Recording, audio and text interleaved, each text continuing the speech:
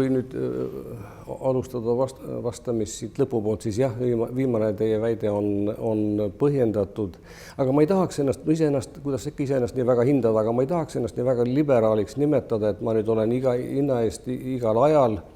Ma alustasin oma juristitööd ju 71. aastal, kogu aeg võidelnud liberaalse õiguse eest ja võimalikult liberaalsete ja pehmete lahenduste eest. Seda kindlasti mitte.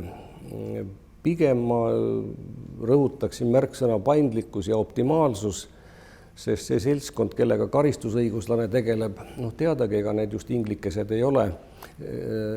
Diapasoon on väga lai ja loomulikult on siin väga erinevad lähenemised. On seltskond, kes mõistab ainult ühte keelt ja see on üsna karm keel.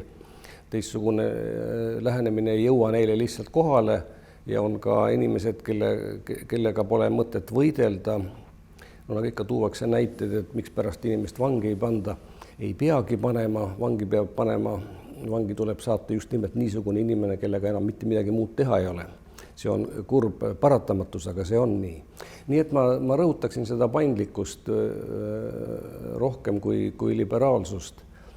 Kas nõukogude aeg nüüd mind nii väga mõjutas? Mingil määral kindlasti, aga arvestage sellega, et aeg oli igati teine selles mõttes, et kuritegevuse tase mingi 5-6 tuhat asja oli aastas.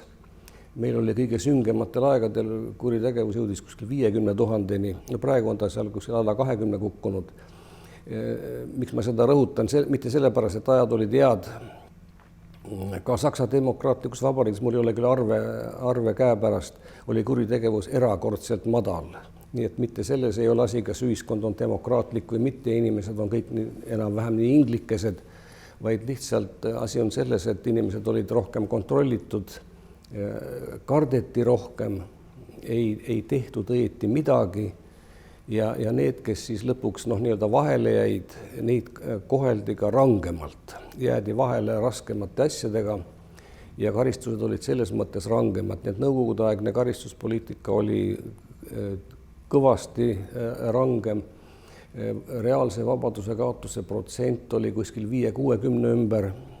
Tänapäeval Lääne-Euroopas on ta kuskil, võib-olla ta on hakanud viimasel ajal tõusma veidi alla 10 ja meil oli ta kuskil, meil ei ole päris korralikku statistikat, oli ta kuskil alla 20.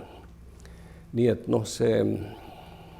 see liberaliseerumine mingil määral on paratamatult tingitud rohkem ajast, eks ma olen siis selle ajaga ka mingil määral kaasas käinud.